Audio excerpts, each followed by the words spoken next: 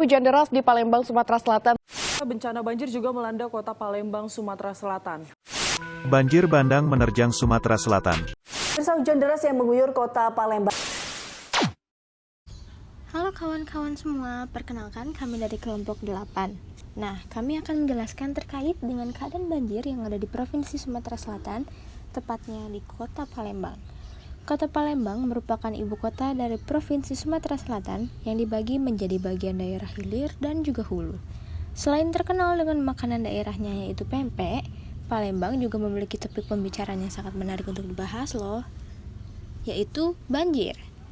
Sepertinya hal ini udah sering terjadi ya, dan udah menjadi hal yang biasa. Dan tanpa kita sadari, di daerah Palembang juga masih sering terjadi banjir loh.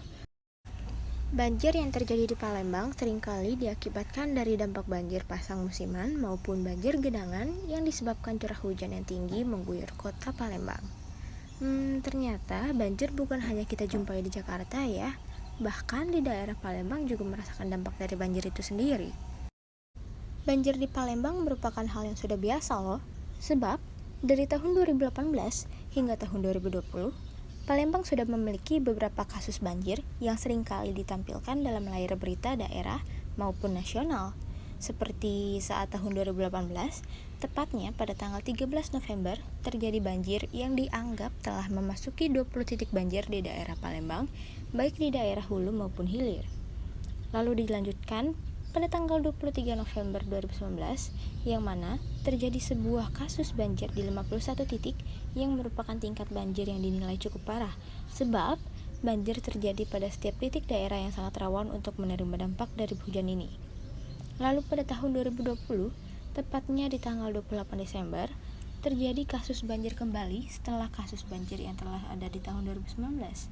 Banjir pada tahun ini terjadi di sekitaran arus lalu lintas utama, tepatnya di Jalan Sultan Mahmud Badarudin II.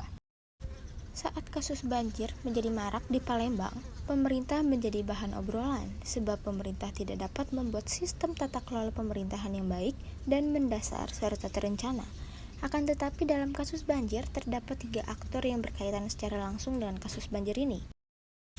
Dalam penanggulangan banjir yang terjadi di kota Palembang, terdapat si pembuat kebijakan atau dikenal dengan aktor negara yang terdiri dari pemerintahan daerah, dan juga terdapat aktor non-negara nih kawan-kawan yang juga terdiri dari SSFFMP atau dikenal juga dengan nama South Sumatra Forest Fire Project.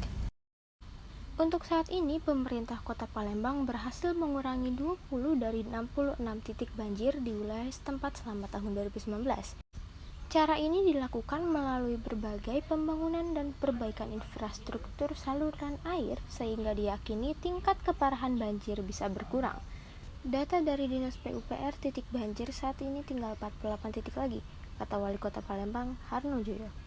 Titik banjir yang berhasil dikurangi yaitu seperti di Jalan Alamsyah Ratu Prawinegara, Angketan, Ria Cudu, Demang Lebar Daun, Asrama Brimob, Musiraya, Kolberlian, Musyawarah Gandus, Mayor Ruslan, Simpang Veteran, Bangau, Rifai Cekyan, dan Jenderal Sudirman.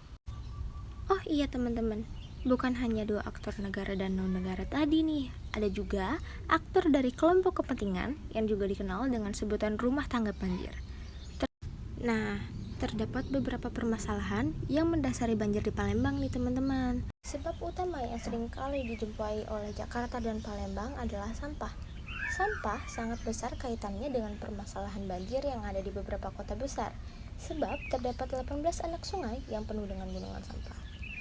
Lalu, sebab dari permasalahan kedua, yaitu akibat dari kekurangannya kolam retensi.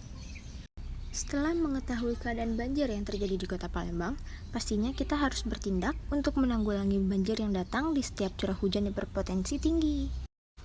Cara-cara yang bisa diambil adalah membuat saluran drainase yang bertujuan untuk mengurangi kelebihan air saat curah hujan tinggi. Lalu juga ada solusi seperti membuat kolam retensi yang berguna untuk menampung dan menjadi tempat cadangan air di tanah. Solusi selanjutnya adalah dengan melangsungkan acara reboisasi yang berguna untuk menambah daerah-daerah resapan air yang cukup, dan juga dapat melakukan sebuah kegiatan gotong royong untuk membersihkan air sungai dari sampah-sampah yang ada. Masalah banjir ini harus segera diatasi karena sudah ada peneliti yang mengungkapkan bahwa Palembang akan tenggelam pada tahun 2030 mendatang jika banjir masih menggenangi Palembang. Sekian laporan dari kami.